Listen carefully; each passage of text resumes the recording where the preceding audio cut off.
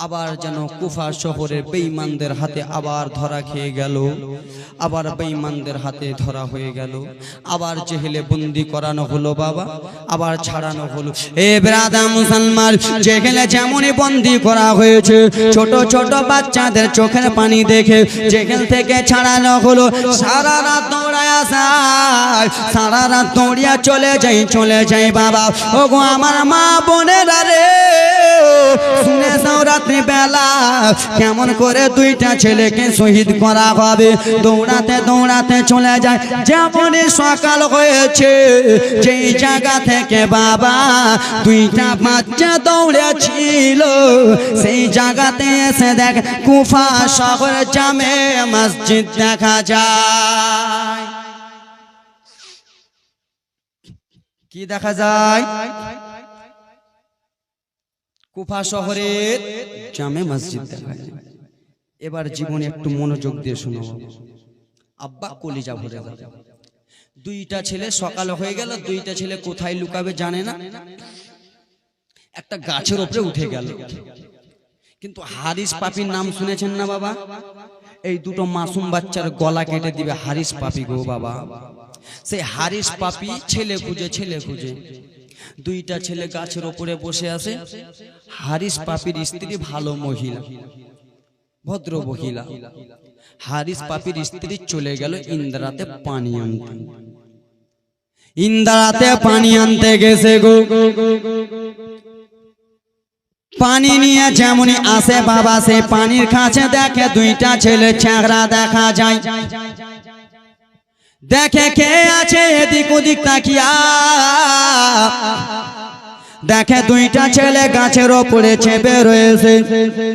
সেই সময় হারিসের স্ত্রী বলে, বাঁচাও, এসো এসো বেটা, একটু তোমরা নেমে এসো, তোমরা কে কোথায় রয়েছো একটু নেমে এসো।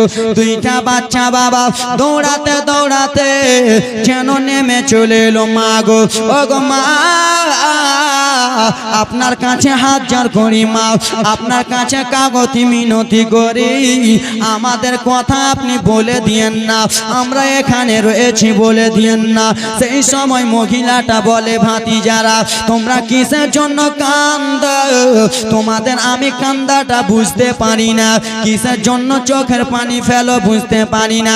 বলে মা, চোখের পানি মুছার আগে খবর দেওয়ার আগে, পরিচয় দেওয়ার আগে একটা কথা বলবো। কি কথা বলবা বলো?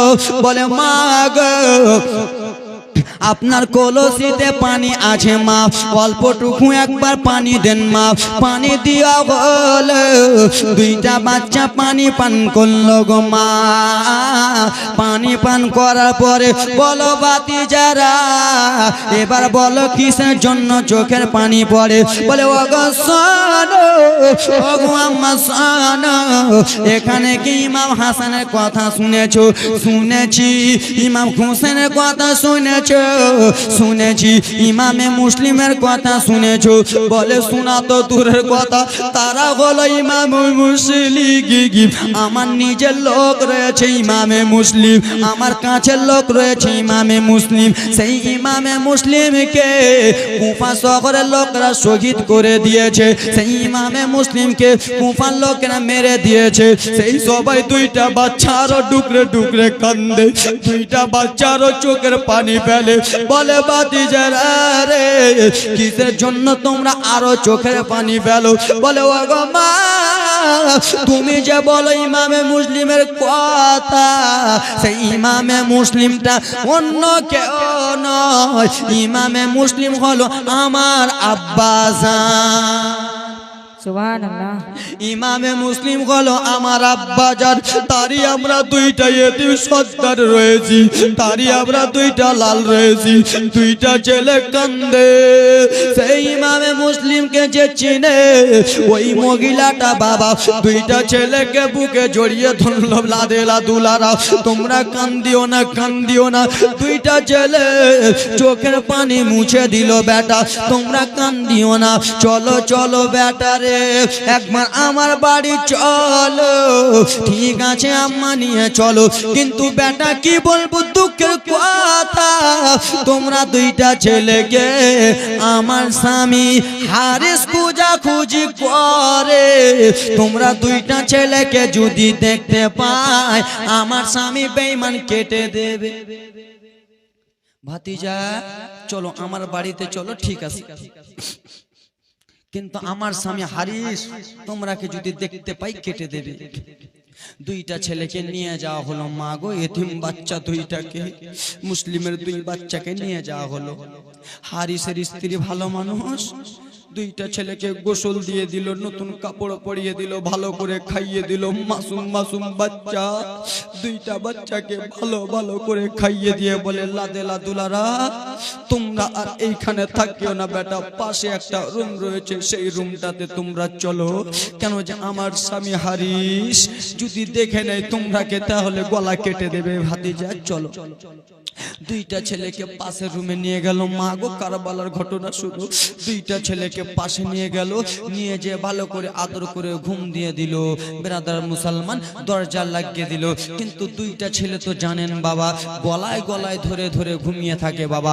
হঠাৎ করে যেন স্বপ্ন দেখে বেটা মোহাম্মদ ইব্রাহিম, ও বেটা আমি তোমার আব্বাজান মুসলিম বলছি বেটা, তোমরা আর লেট করিও না বেটা, তাড়াতাড়ি করে তোমরা আমার কাছে চলে এসো বেটা, শহীদ হয়ে চলে এসো। এই স্বপ্ন দেখে হকচকিয়া বাবা ঘুম থেকে উঠে গেল। যেন বাবার স্বপ্ন দেখে দুইটা ছেলে কান্দে। হারিস পাপি এলো, স্ত্রী কি হয়েছে স্বামী? স্ত্রী গো খাওয়ার তাড়াতাড়ি করে দাও। কেন খাওয়ার কি করবেন? তাড়াতাড়ি করে খেতে দাও। মুসলিমের দুইটা ছেলে আমাদের কুফা শহরে আসে, কুফা শহরে ঘুরে ঘুরে ডগরে নগরে ঘুরে ঘুরে বেড়ায়। ওই দুইটা ছেলেকে যদি স্ত্রী আমি যদি কেটে দিতে পারি, দুইটা ছেলেকে যদি আমি ধরে দিতে পারি, তাহলে ওয়াবাইদুল্লাহ ইবনে জিয়াদ টাকা দিয়ে দেবে, ইয়াজিদ অনেক টাকা দিয়ে দেবে। বাবা গো হারিসের স্ত্রী বলেন না গো না স্বামী, আপনি এরকম করিয়েন না। কি করিয়েন না? এরকম করিয়েন, চুপচাপ আপনি এরকম করিয়েন। আরে জোরে বলুন না বাপ, ওদিকে দেখ আমার দিকে দেখো না।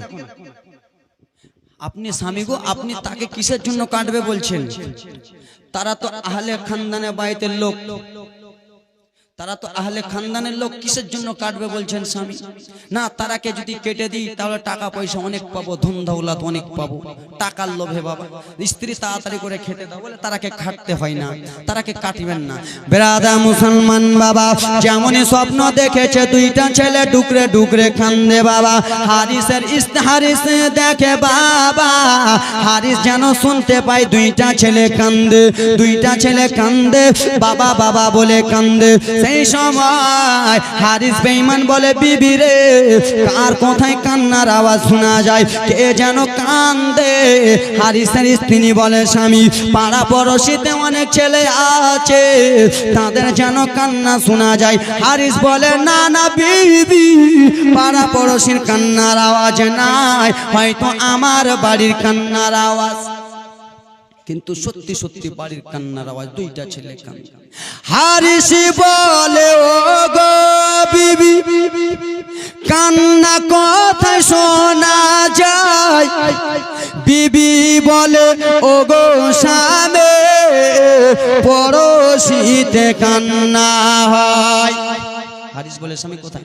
হারিস বলে ও গো বিবি কান্না কথা শোনা যায়, বিবি বলে ও গো স্বামী পড়শিতে কান্নাই।